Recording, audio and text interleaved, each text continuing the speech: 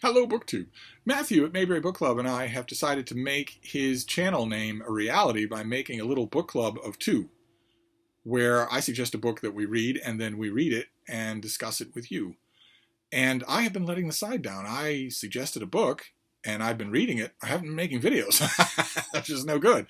It's once again going to tempt someone to kick me out of my own event. This happens with regularity. The book is The Vampire Lestat by Anne Rice, and we are well along in the book by now. As you've seen, Matthew has made 3 videos. I've made only 1. I don't know why that is. I'm reading along with the book, and when it comes time for me to make a video, I either forget to do it, which is a sign right there, or I think, well, this isn't proving for me quite as fruitful for discussions on video as I thought it would, and as so many of Matthew and my picks have been in the past. He's having a wonderful time talking about it on video, but it's not really working so far for me. The book is. I'm seeing a lot here. I'm naturally noticing. I just read Memnoch the Devil. I found it in a little free library. Memnoch the Devil is much, much later in the so-called Vampire Chronicles, and I believe was written when Anne Rice was kind of losing her mind a bit as a writer, which she very dramatically did on paper, in public, in full view of her reading audience. And so naturally, I'm sort of reading this thing forensically. I'm looking at it for signs of impending religious mysticism fixation or impending stripped down narrative that becomes so stripped down that it becomes inadequate. I'm thinking here of the Jesus novels that are virtually not there at all as narratives. They're virtually author notes. I'm looking at this book looking for signs of that, which isn't fair. It isn't fair to the book. The book is sumptuous and very well put together. It shows barely any of those signs. You'd have to be looking for them to see them. The foremost one is the one that is at the forefront of the action in what would be my 3rd video on this thing if I were making them. I will try to amend my ways next week.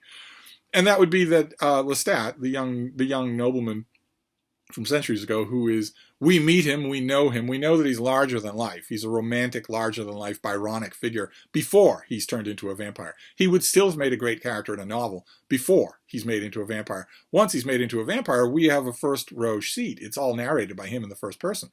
So we have a front row seat to see him gaining superpowers and figuring out what they are, learning limitations of his new being. It's a very good, intimate, first-hand exploration of what it's like to become a vampire, which is often what, before this book came out, was often not the case. Often vampire fiction is the ultimate outsider fiction, where in the grand pattern of Bram Stoker's Dracula, you have a group of people trying to figure out who this person is and what this person can do. But you don't ever get it from the vampire themselves. Every once in a while, there will be an exception to that, but usually they are the ultimate outsider figure. They're not anyone that we know. We know about them, and we know eventually that we have to destroy them, but we don't know what it's like to be them. And Lestat is completely different along those lines. Very, very interesting. And the one element of Anne Rice, let's just call it eccentricity, that of course you can't help but notice in the chapters that we're reading, is that once Vampire Lestat becomes a vampire, he makes his mother a vampire. Keep in mind, in Anne Rice's Vampire Chronicles, the turning to a vampire, the giving of the undead gift, is explicitly erotic. Which makes it really awkward in every kind of way that Lestat makes his mother a vampire. And they travel the world. I remember when I first read this, I was taken by it. I was taken by the sweep of it. I was taken by the way that Anne Rice, in this book, she loses this ability. But in this book, she has the ability to telescope her narrative. She can give us an intimate scene, moment by moment, line by line, sentence by sentence, with candlelight flicker, and then pull out and say the next 3 years were such and such. And she's good at both and does it confidently. She loses that ability completely. She just abandons it. But most writers never have it at all. So I remember being taken by that, just being swept away by that, even though I was being pedantic about Lestat and his mother traveling the world, because the details, some of the details don't line up with experience.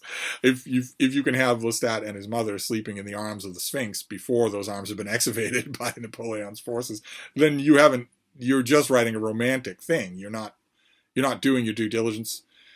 That happens a couple of times, even in details about Paris at the time where this novel is set. There are details that don't work, but it doesn't matter because you're totally swept away with this younger, brasher, less secure Lestat. Keep in mind, this novel is bracketed by a Lestat who's much older and who isn't insecure at all, versus a much younger Lestat who at times is worried, Clark Kent style, that maybe he should have a secret identity, that maybe he should hide his nature from the world, especially once he learns that he's unkillable.